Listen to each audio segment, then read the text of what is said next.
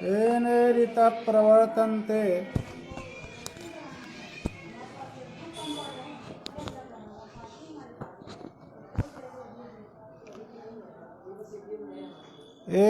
येनेरितः प्रवर्तन्ते प्राणिनः स्वेषु कर्मसु तं वन्दे परमात्मानं स्वात्मानं सर्वदेहिनां।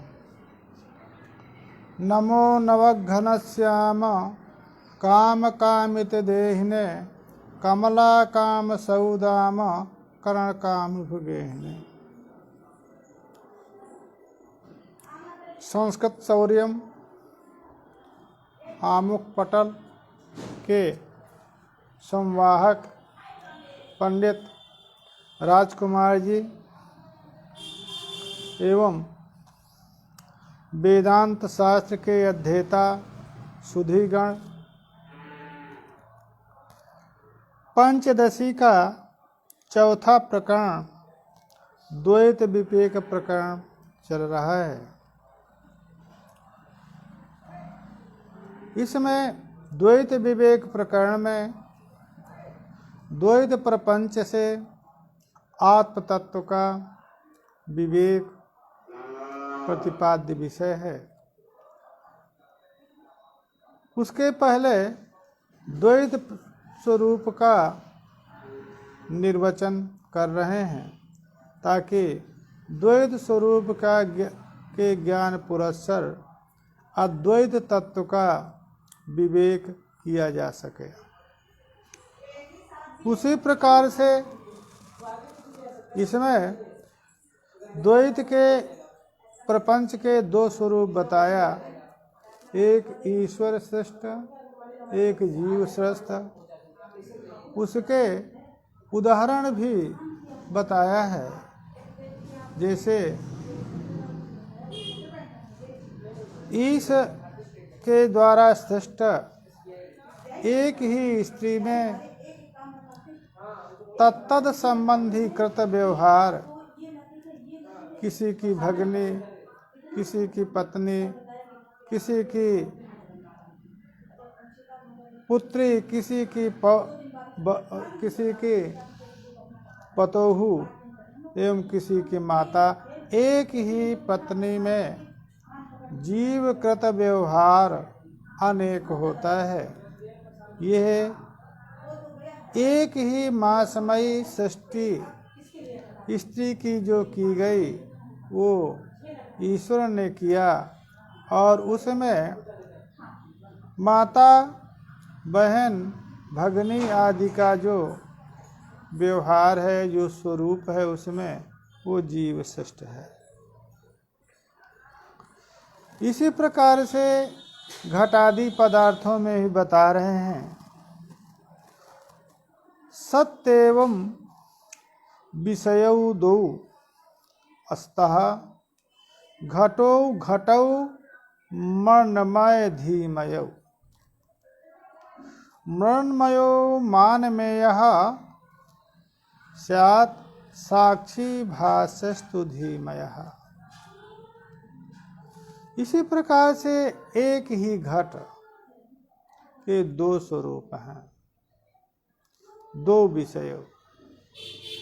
घट दो प्रकार से विषय हो रहा है, एक मत विकार हो करके विषय हो रहा है और दूसरा बुद्धि का विषय हो रहा है। जिस प्रकार से दृष्टांत एक पूर्व में दिया था कि एक ही मणि, ईशकृत मणि,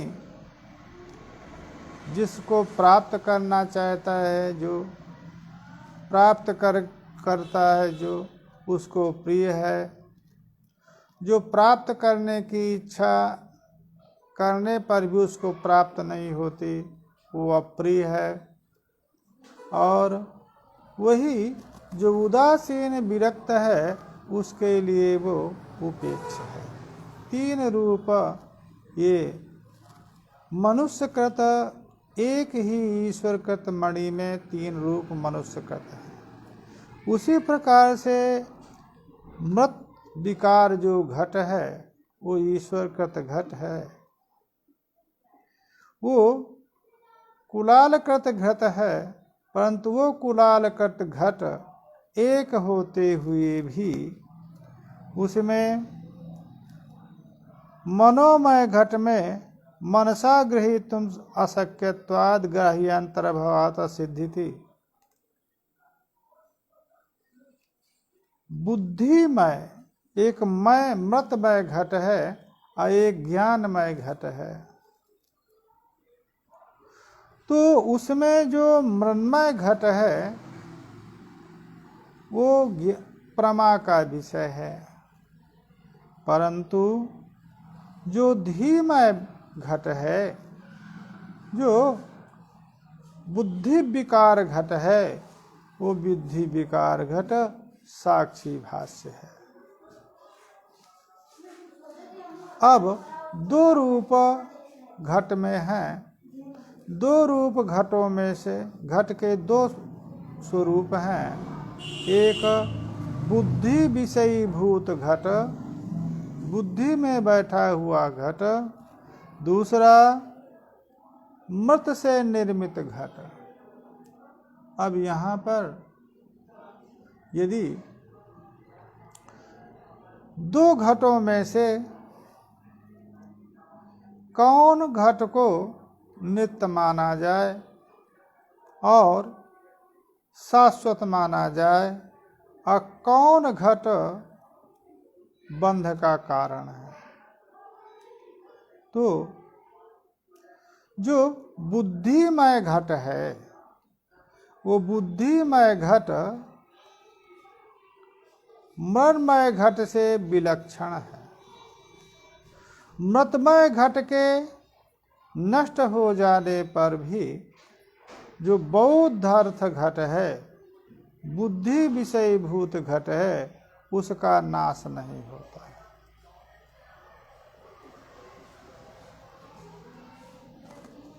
और बंध का कारण कौन है, तो बंध का कारण बुद्धि विषयी भूत पदार्थ बंध का कारण है। अन्वय व्यतिरेकाभ्याम धीमयो जीव बंध कृत। क्योंकि बाह्य घटों के न रहने पर भी जो बुद्धि का जो घट है वो घट विद्यमान रहता है।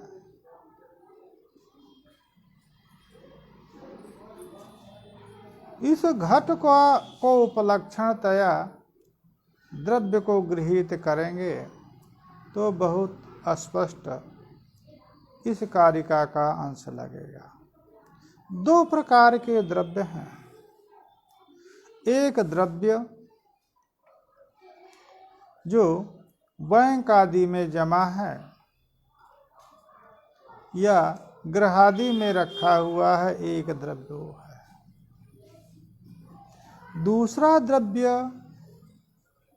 मेरे पास इतना पैसा है, बैंक में इतना है, घर में इतना है, ये बुद्धि विषयी भूत द्रव्य है।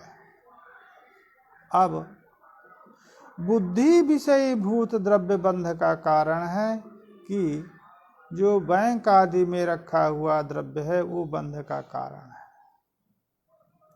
अब देखिए, बैंक में जो रखा हुआ पैसा है या घर में जो रखा हुआ पैसा है, वो यदि बैंक ने हड़प लिया, घर में रखा हुआ जो है उसको किसी चोर ने चोरित कर लिया, चुरा लिया, परंतु आपको ज्ञान नहीं है। जब आपको ज्ञान नहीं है कि मेरा पैसा तिजोरी में जो रखा था नहीं है, तो आपके पास वो पैसा न रहने पर भी वो द्रव्य मेरे पास है, इतना द्रव्य, ऐसा सोच करके समझ करके आप सुखी होते हैं। तो बाह्य द्रव्य नहीं है, बाह्य द्रव्य तो आपके पास जो रखा हुआ था उसको किसी ने चुरा लिया, परंतु वो चोरित हो जाने के बाद भी आपकी बुद्धि में यदि ये अभिमान है कि मेरे पास इतना द्रव्य है तो आप सुखी हैं। बाह्य द्रव्य नहीं है परंतु बुद्धिस्त है, सुखी है। दूसरे प्रकार से आप लीजिए, आपके घर में रखा हुआ ही पैसा भ्रमवशात कहीं पर आप ऐसी जगह रख दिए कि नहीं मिल रहा है, घर ही में पैसा है। तो बुद्धिकृत जो द्रव्य है वो बुद्धिकृत द्रव्य की मेरे पास अब पैसा नहीं है, ये बुद्धिकृत द्रव्य का अभाव हो गया, आप दुखी हो रहे हैं। जो आपका बाह्य द्रव्य है आपके यहाँ ही रखा हुआ है, परंतु भ्रमवशात आपको प्राप्त नहीं हो रहा है, तो आप मेरे पास द्रव्य नहीं है, मैं कंगाल हो गया, आप दुखी हो गए। कौन सा द्रव्य नहीं है? बुद्धिस्त द्रव्य नहीं है, बाह्य द्रव्य तो आपका रखा ही है। इस प्रकार से जो विषय है वो मनो विषय ही जीव के बंध का कारण है। उसको आगे और स्पष्ट करेंगे, क्योंकि यहाँ पर घट का दृष्टांत दिया था तो बहुत स्पष्ट नहीं हो रहा था, इसलिए घट को आप द्रव्य के रूप में मान करके चलें। असत्यपि च बाह्य अर्थे स्वप्नादो बाध्यते न रहा, समाधि सुप्ति मूर्छासु सत्यपि अस्वनि न बध्यते। अब लीजिए, स्वप्न आदि में कोई भी विषय नहीं रहता है, मनोविकार है, मनोमय विषय है, परंतु उस मनोमय विषय में मनुष्य को प्रसन्नता होती है, मनुष्य को दुख होता है। उसी स्वप्न में कोई आपके वांछित वस्तु की प्राप्ति हो जाती है जिसकी आप कल्पना भी नहीं कर सकते हैं, ऐसे राज्य वैभव आदि मिल जाते हैं, प्रसन्नता होती है। और जो आपके पास है परंतु स्वप्न में यह प्रतीति हो जाती है कि वो नष्ट हो गया है, तो दुख होता है। बाह्य अर्थ नहीं है परंतु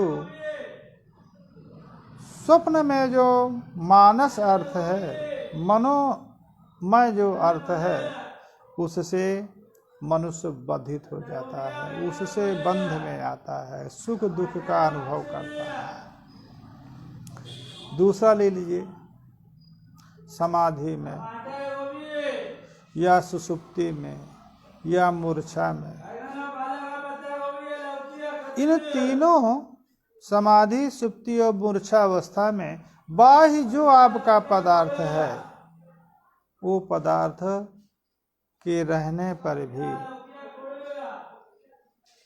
कोई बंध नहीं होता है। दुख के कारण विद्यमान रहने पर या सुख के जो कारण विषय हैं, सुख के कारण विषय जो पदार्थ हैं, दुख के कारण विषय जो पदार्थ हैं, वो विद्यमान रहते हैं बाह्य रूप में, परंतु समाधि में कोई बंधन नहीं रहता है, तद विषय कोई सुख दुख की प्रतीति नहीं होती है, सुषुप्ति में या मूर्छा में।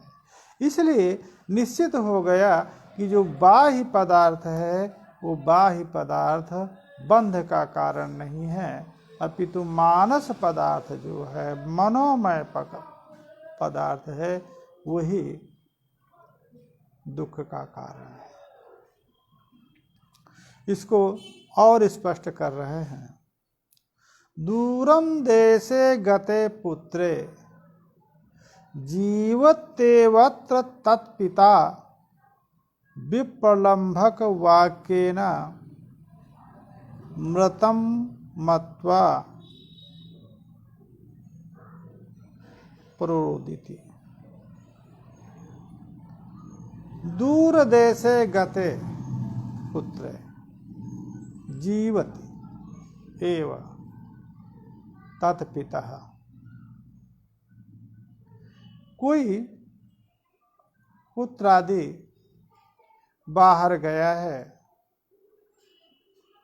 इस काल में तो एक सामान्य व्यक्ति के पास भी मोबाइल है,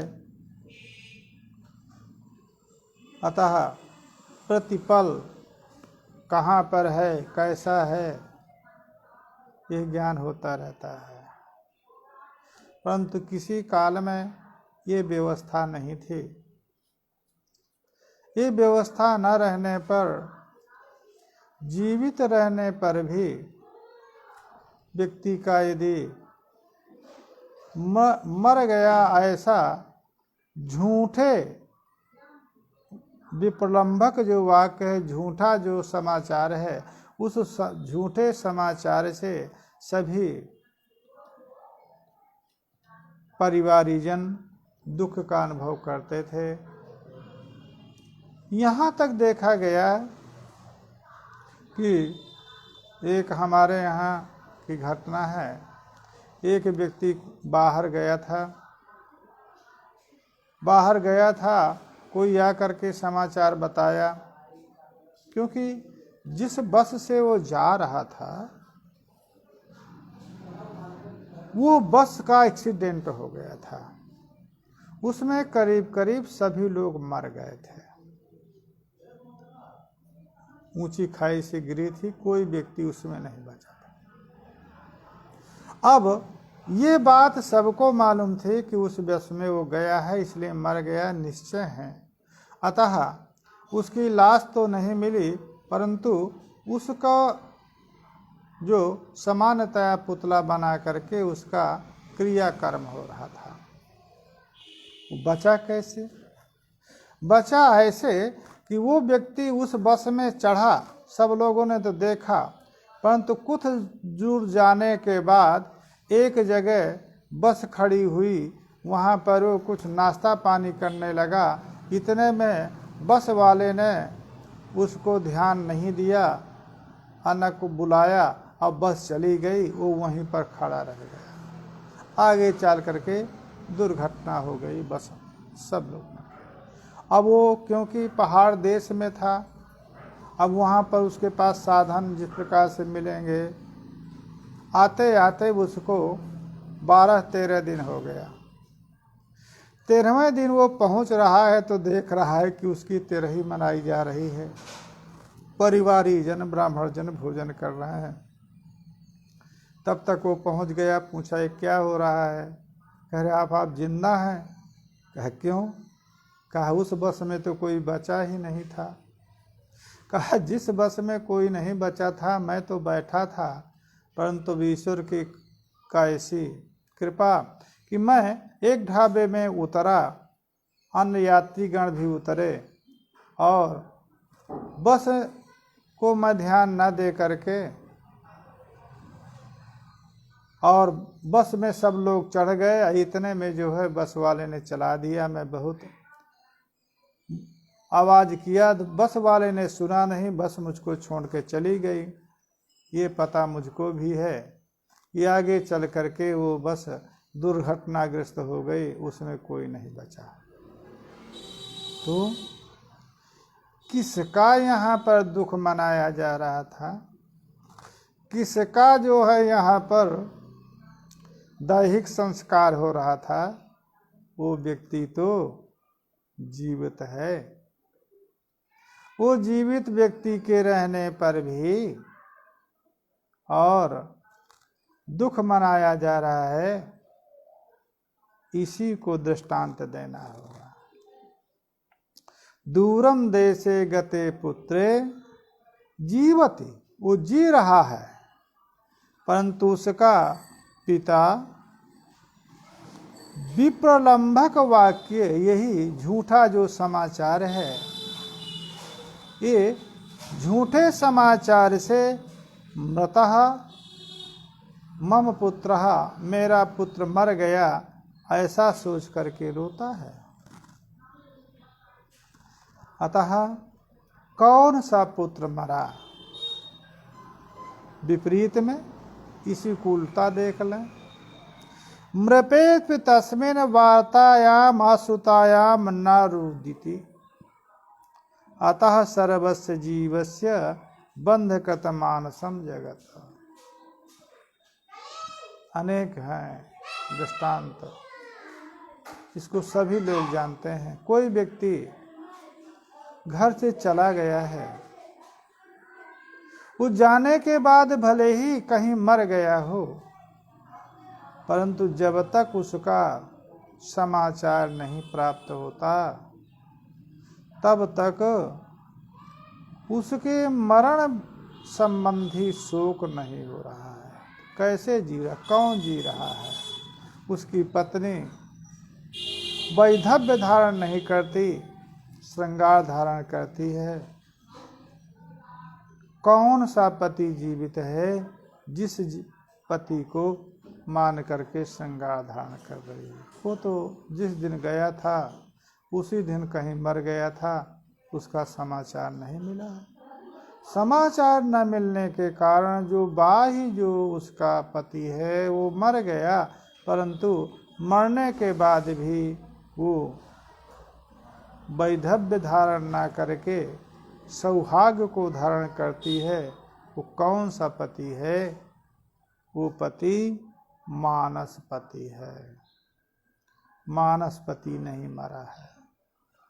वही जीवित रहने पर भी झूठे वाक्य से मर गया तो शोक है, और वही जीवित मृत हो जाने पर भी यदि नहीं समाचार नहीं मिला तो वो जीवित है।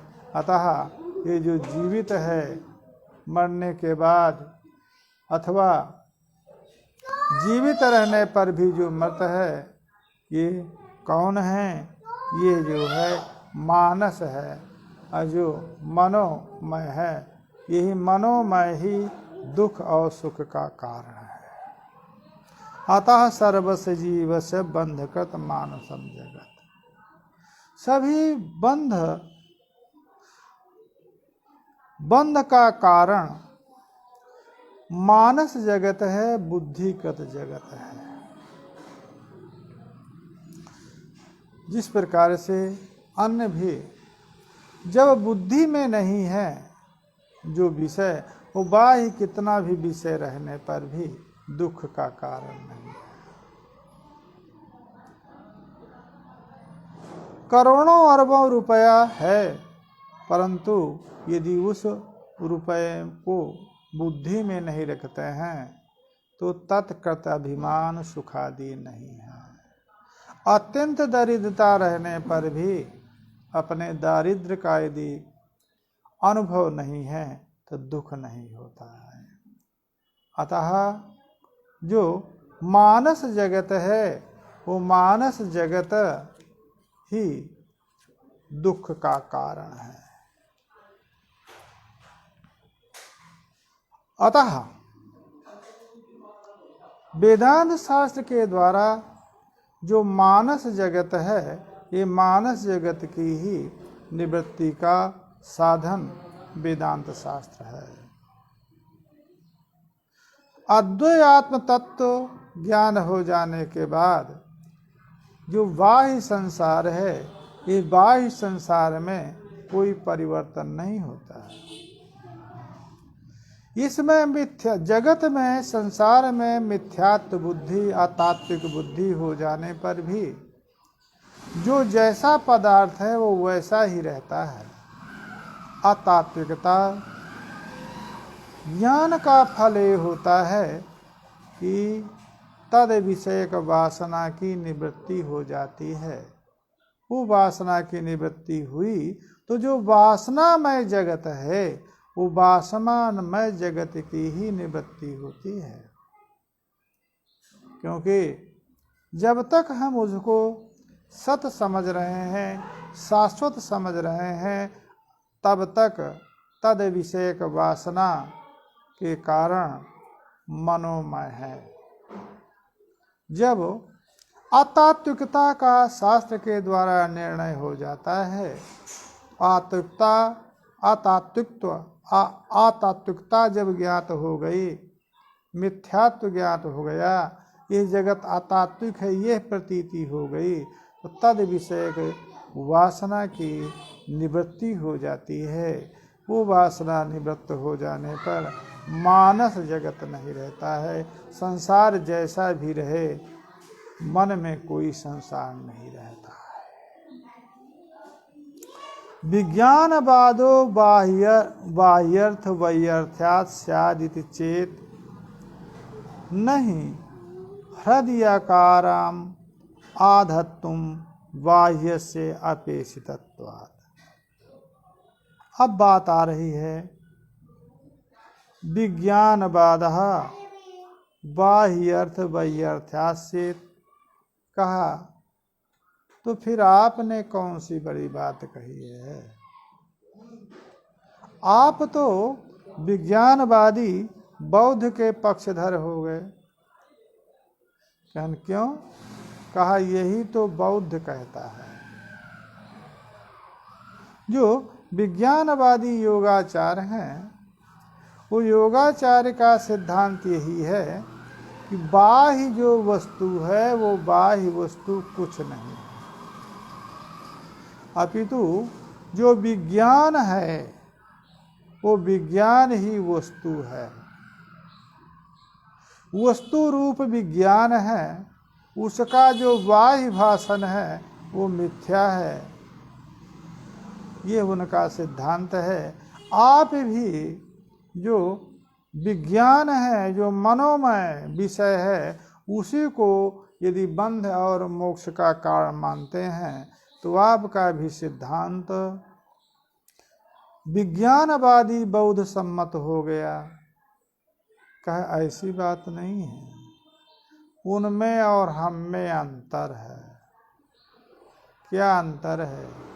कहा वो विज्ञानवादी जो बौद्ध है वो विज्ञान को क्षणिक मानता है और आलय विज्ञान और प्रवृत्ति रूप विज्ञान दो विज्ञान के स्वरूप मानता है, परंतु बाह्य वस्तु की कोई सत्ता नहीं मानता है। हम बाह्य वस्तु की भी व्यवहारिक सत्ता मानते हैं। वो बाह्य वस्तु के रहने पर ही मानस वस्तु,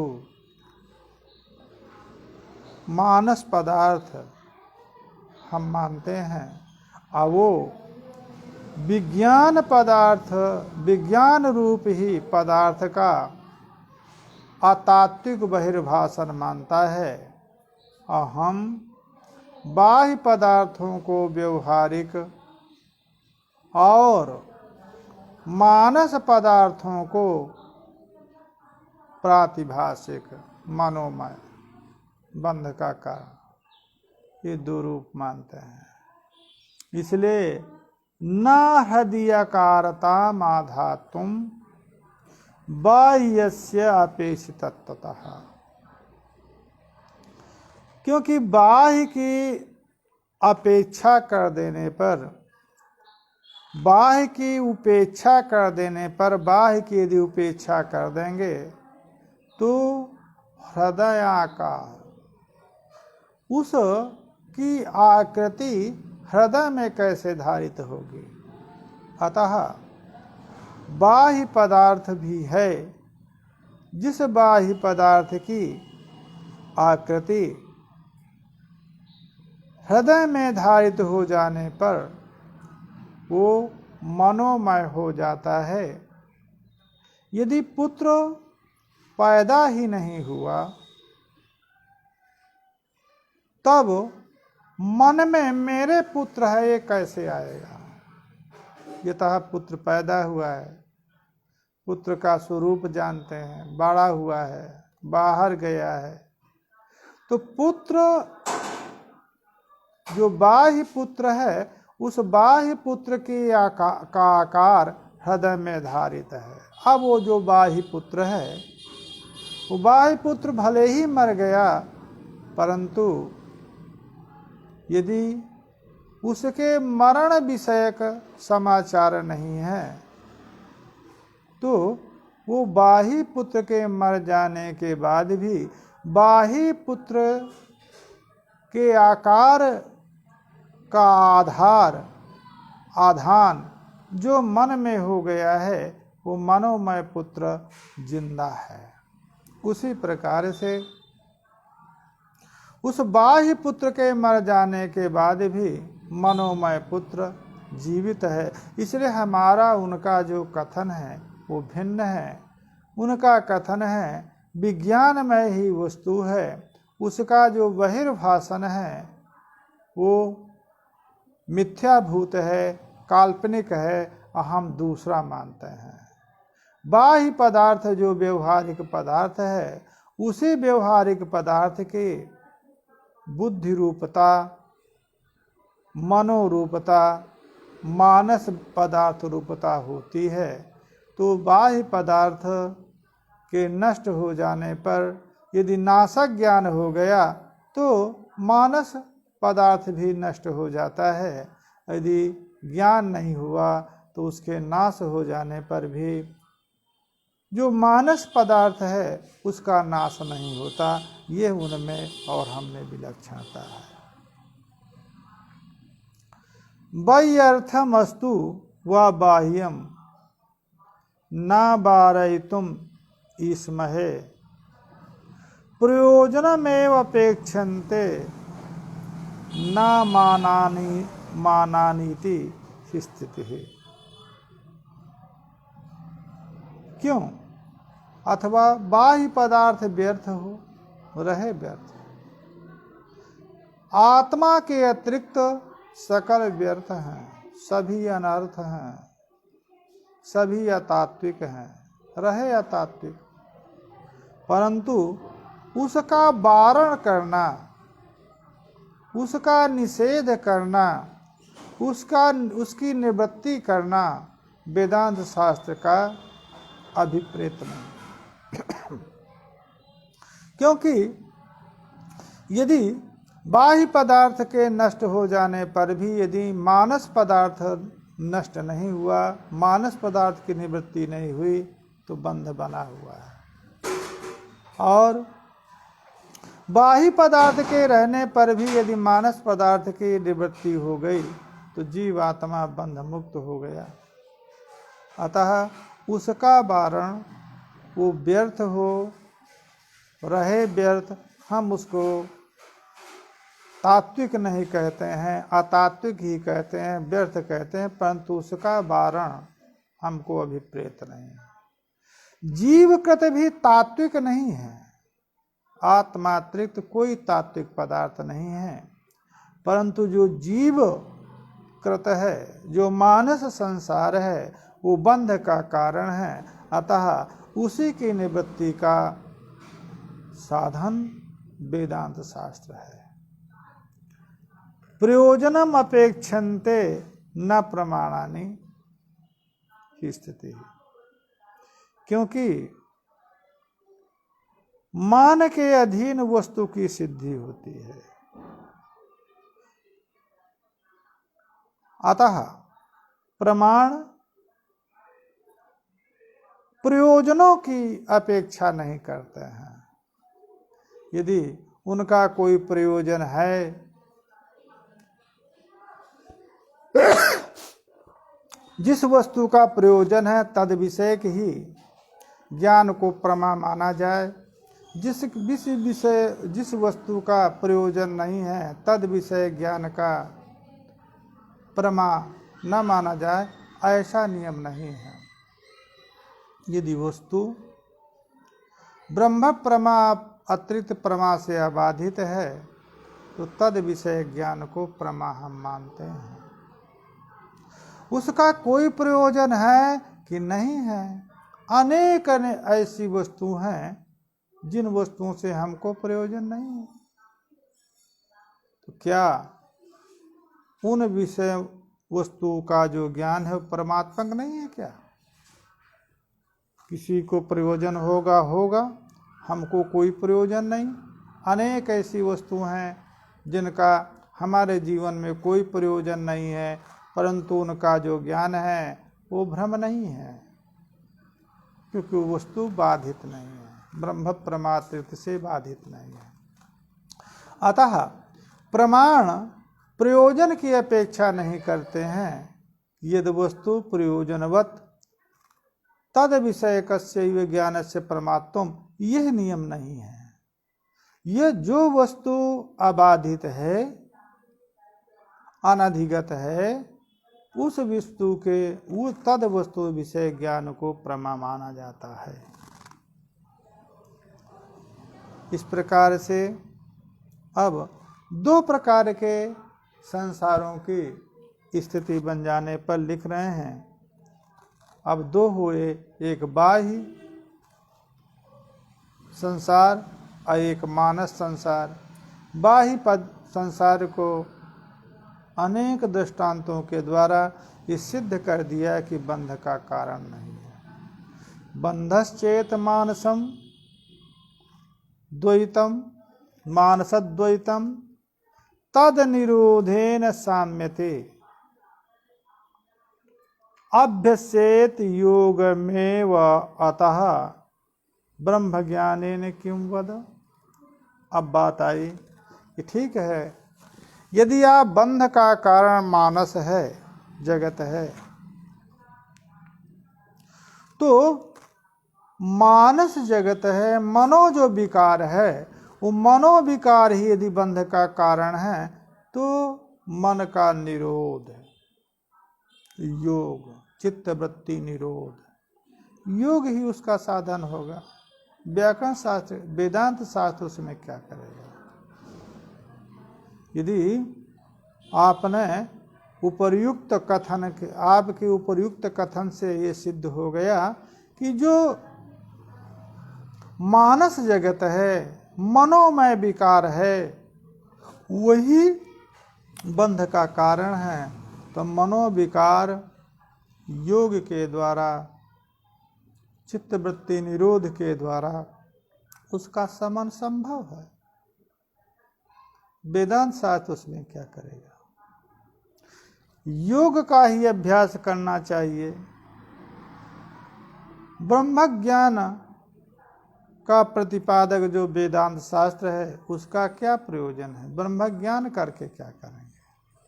मानस जगत, मनोविकार जगत बंध का कारण है, तो मनो की विकृति योग के द्वारा हो सकेगी। तो ब्रह्म ज्ञान, तो योग का अभ्यास करना चाहिए। उसमें ब्रह्म ज्ञान के द्वारा क्या करेंगे?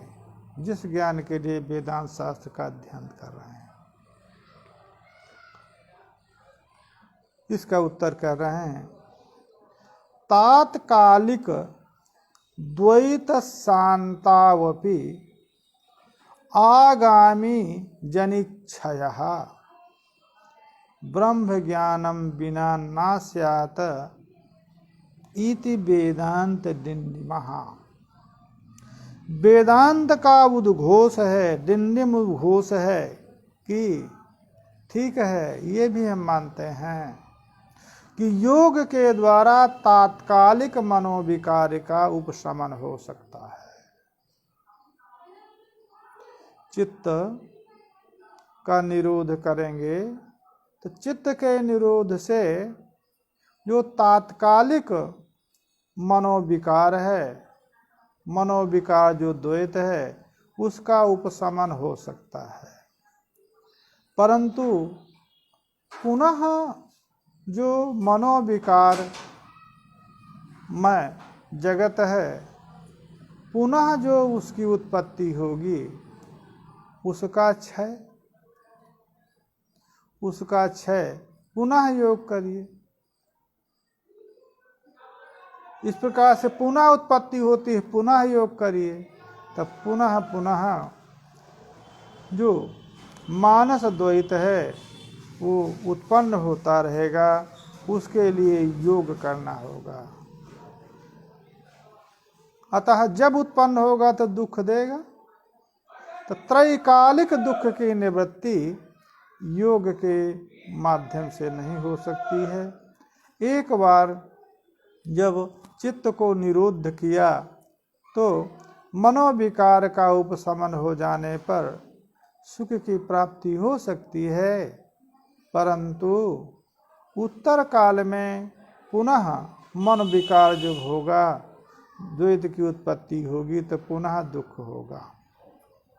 और जो ब्रह्म ज्ञान हो जाता है, आत्म साक्षात्कार हो जाता है, तो आत्म साक्षात्कार के द्वारा उसका जो मूल है, जो बीज है अविद्या, उस अविद्या की निवृत्ति हो जाती है। तो जब बीज ही नष्ट हो गया तो पुनः अंकुर नहीं उत्पन्न होता है। अतः यदि जैसे एक कोई दृष्टांत यहाँ पर दिया जा सकता है, जैसे कोई वृक्ष है, वो वृक्ष को आपने काट दिया, परंतु काटने के बाद भी उसका यदि मूल है और पृथ्वी आदि संयोग, मृत्तिका आदि संयोग है, तो पुनः शाखाएं उसमें उत्पन्न होंगी, पुरोरोह उत्पन्न होगा। उसी प्रकार से योग के द्वारा चित्तवृत्ति निरोध की स्थिति है। चित्तवृत्ति निरोध के द्वारा मानस संसार नष्ट हो गया, परंतु कब तक निरोध रहेगा? कभी न कभी निरोध, हमेशा तो मन का निरोध रहता नहीं। जब मन अनिरुद्ध होगा तो पुनः मानस द्वैत की उत्पत्ति होने लगेगी, क्योंकि बीज बना हुआ है। और जब आत्मज्ञान हो गया तो आत्मज्ञान से मूल,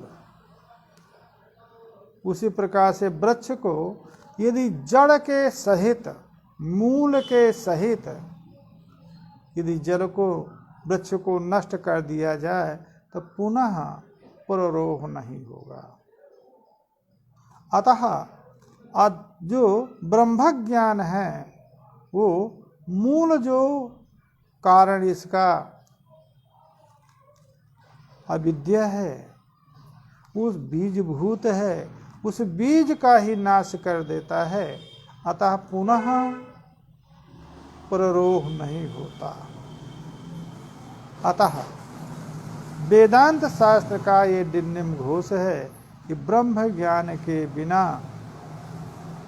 आगामी पुनः उसका जन्म ना हो, यह नहीं रुक सकता है, पुनः पुनः उसका जन्म होता रहता है। अनिवृत्तेपि ईश सृष्टे द्वैते तस्य मसात्मतां बुद्ध्वा ब्रह्माद्वयं बोधुम शक्यम वस्तुैक्यवादिना। और मान लीजिए कि जो ईश श्रेष्ठ द्वैत है, आत्मज्ञान का जो वेदांत शास्त्र का फल है बता रहे हैं, मान लीजिए द्वैत श्रेष्ठ है, ईश श्रेष्ठ जो द्वैत है उसकी निवृत्ति न हो, बना रहे, क्या करेगा? यदि उसमें मृषात्मता बुद्धि हो गई, मिथ्या बुद्धि हो गई, अतात्विकता बुद्धि हो गई, तब कब होगी? ब्रह्माद्वयम बुद्ध्वा, जब ये ज्ञान हो गया कि अद्वय जीवात परमात्मा भिन्न अद्वैत चिद रूप ही तत्व है, इसके अतिरिक्त सभी अतत्व हैं। इस ब्रह्म ज्ञान के द्वारा जब अद्वैत बुद्धि हो गई तदा अनिवृत्तेपि सृष्टे मृषात्मता, वो इस षष्ठ द्वैत में की निवृत्ति न होने पर भी अतात्विकता का ज्ञान हो जाता है। अतात्विक पदार्थ न तो लिप्सा का विषय होता, न सुख का विषय होता, न दुख का विषय होता है। जो अतात्विक है वो प्राप्त हो गया, मिल गया, भेटा गया, कौन सा सुख है तो किसी काम का है ये नहीं। और यदि नष्ट हो गया, जाने दीजिए वो कौन काम का था। तो उससे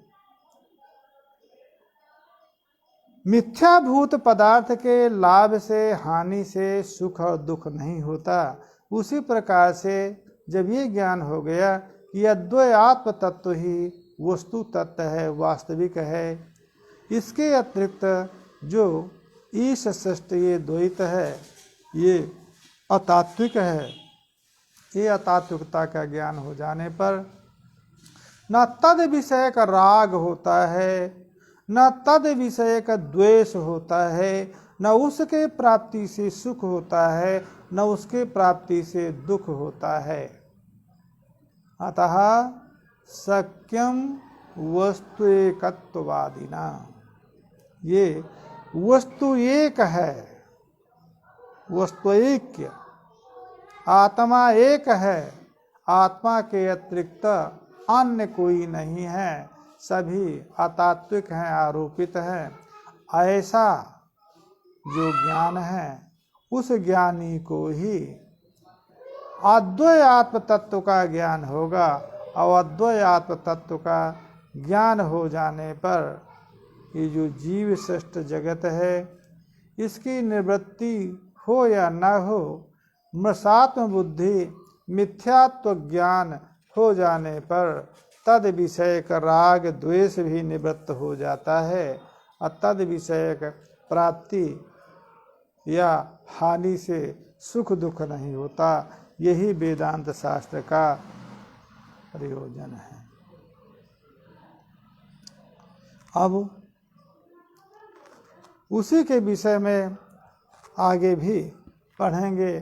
प्रलय तन्निवृत्तौ तो गुरु शास्त्रादि भावता विरोधी द्वैता भावे न शक्यम बोधुम अद्वयम इत्यादि। अद्वैत ज्ञान केवल ब्रह्म ज्ञान वेदांत शास्त्र के द्वारा ही अद्वैत ज्ञान हो सकता है। उसी का निरूपण आगे करेंगे कि प्रलय में इस प्रपंच की निवृत्ति हो जाने पर भी गुरु के द्वारा उपदिष्ट जो शास्त्र है उस शास्त्र का, वेदांत शास्त्र का उपदेश न होने के कारण तमाम वस्तु नष्ट होते रहते हैं। प्रलय में तो सब नष्ट होता रहता है। इस शरीर भी नष्ट हो गया प्रलय में, संसार भी नष्ट हो गया प्रलय में, परंतु अद्वैत आत्म तत्व का यदि ज्ञान नहीं हुआ तो मोक्ष नहीं होगा। पुनः जन्म शरीर जीव कृत जो कर्म है उन कर्मों वसात पुनः जन्म होगा। तो नष्ट हो जाने के बाद भी अद्वैत तत्व का ज्ञान नहीं होता है। विरोधी तत्व मोक्ष प्रलय दशा में नहीं है, परंतु न रहने पर भी जब तक गुरु और शास्त्र का उपदेश नहीं है तब तक अद्वैत आत्म तत्व का ज्ञान नहीं होता, जो समूल जगत का निवर्तक है। अतः अद्वैत तत्व ज्ञान के लिए वेदांत शास्त्र अपेक्षित है। हरि ओम तत्सत। हरि ओम तत्सत।